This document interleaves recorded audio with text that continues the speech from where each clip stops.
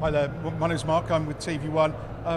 As well as being on our booth, I've been walking the floor as well, finding people I can find. And I found a buddy. This is Troy, you're from Northwestern University. That's right, yeah, Northwestern University, just north of Chicago.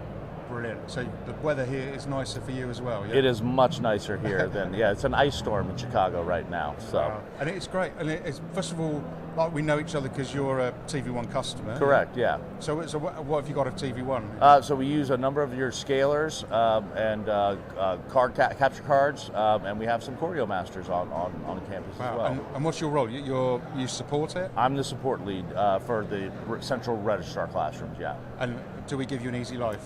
Yes, absolutely.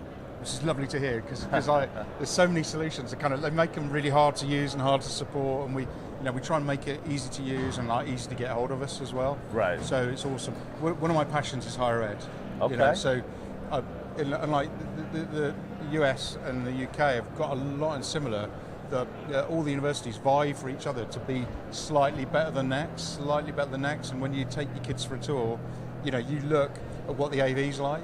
So what I'm really passionate about, and we've got a demo on our booth, the higher ed demo. What are the trends you're seeing in higher ed? I think the big trend that I'm seeing now is lecture capture. I think lecture capture is where things are headed. We're at Northwestern, we're just finishing up this year. We'll have all of our classrooms lecture capture enabled. And I think that goes hand in hand with kind of the high flex, right? Because if I can capture a lecture, I can transmit that signal to Zoom, but just by adding a simple USB. And that kind of covers a lot of bases, right? If students are sick or out, if a faculty member is sick or out, if I want to bring in a guest lecturer, I can do all of those things either by recording it or by zooming somebody in. So it just makes it much easier to kind of live life, right? Because we all know people get sick, things happen, and we can't always be where we need to be. And people learn differently. Some people.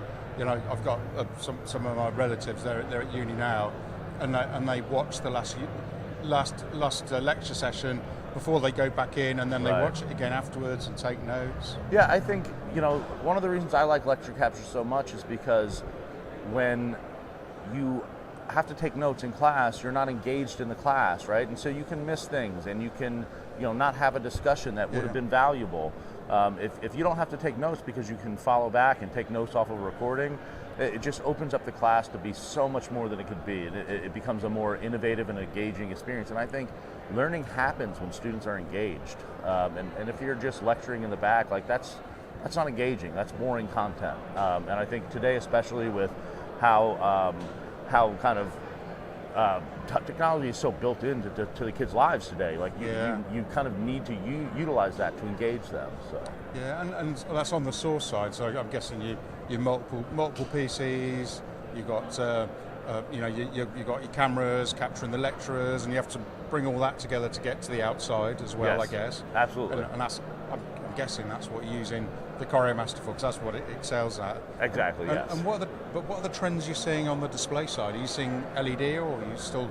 I think DV-LED, the cost is coming way down. I think they last longer generally than typical, more traditional displays.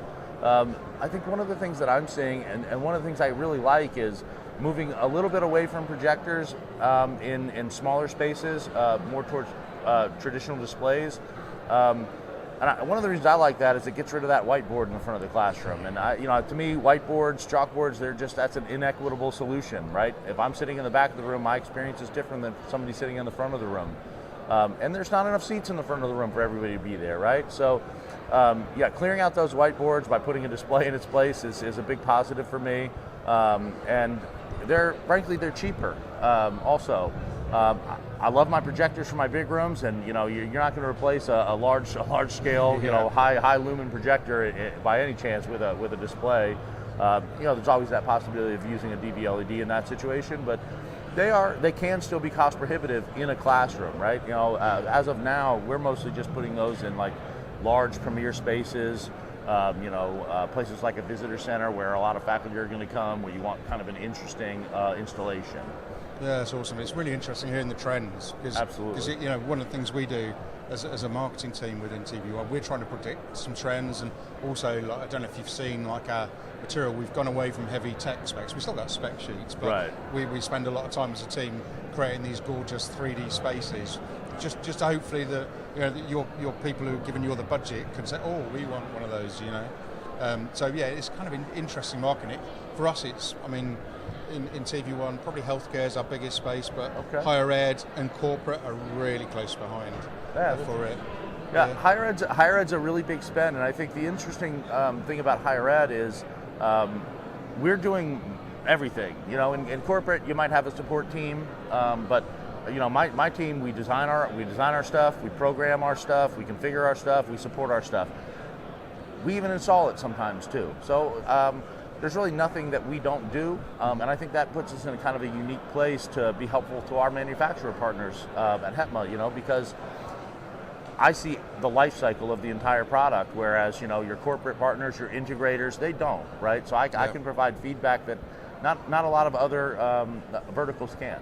Yeah, and really good segue as well. That was awesome. So, you know, HETMA, I heard about HETMA for the first time 2 years ago. One of my NCSA colleagues said, "Have you heard about HETMA?" I hadn't. So I've logged onto your website and found out more. And you can tell I'm super passionate about higher ed. And what I love is that HETMA provides, just at like that level, it provides like an ability to talk to fellow higher ed people and get, you know, best in practice feedback. But HETMA does so much more than that. Absolutely, yeah. So HETMA is, we incorporated in 2019 as a 501c3. We have a lot of initiatives going on. We have an approved program, which is kind of for manufacturers and our higher ed members, where we kind of test your gear. If it works out like you say it does, it gets a stamp of approval. We go through a white paper process. There's a press release through our media company, Higher Ed AV. And then all of our members can see, hey, that piece of gear worked on 5 different campuses, 5 different university networks, and it worked. They were able to integrate it. So I should be able to integrate it on my campus as well. And I think that's very valuable because it's it kind of eliminates the need to maybe do as much research on those products as you would have before, as much testing, because you know other universities were able to get it to work. And then you know you have that resource on the HETMA community to talk to those universities who did integrate it, to be able to maybe work through some of the problems you might have. And what else I love is everyone here is volunteers. The team shrunk a little bit, but earlier in the week it was packed full of volunteers. So it's not like you're doing it to get rich. You know? Absolutely. Yeah, you know, so we recently started giving our board of directors a small stipend. So I can't honestly say that we're a full volunteer organization, but as a board member, I can certainly say the stipend does not cover near the amount of work that I do for the organization, though it is a nice little bonus, right? But yeah, most of our efforts are volunteer efforts. We've got a lot of hardworking members. We've got a number of young members through a scholarship program we do for underrepresented people in the industry. We give them training, we send them through a CTS program, we give them a mentor, and then we bring them out to a conference at the end of the year to kind of show them what the industry's all about.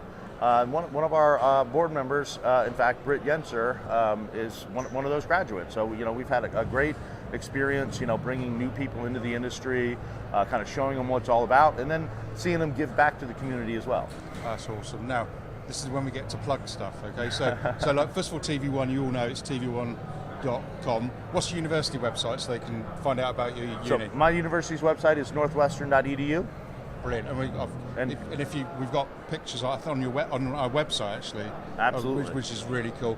And I really want you to sign if you're interested in higher ed in any way at all. The least you can do is sign up to join HETMA. HETMA.org. Come on out. It's simple to join. It's free to join, and will always be free to join. Our virtual conference that happens in about a week and a half is a free conference for you to come and kind of check us out. That'd be a great way to see what we're all about. Conference is done a little bit differently. Instead of like a VIXA calling for presenters to come in and tell them what they want to talk about, we've curated a list of topics, and then we've gone out and we've found subject matter experts who are experts in those topics to teach us. You know, so we're going to learn about what we want to learn about, and we're not going to get it's not going to be a bunch of sales pitches. Yeah. This has been so much fun. You're the best, mate. Yeah, absolutely. Thanks for spending your time, because thank you so much. I guess you're looking forward to going home, yeah? Yeah, in a couple of days we're out of here. Brilliant, awesome. Thanks a lot. Thank you so much.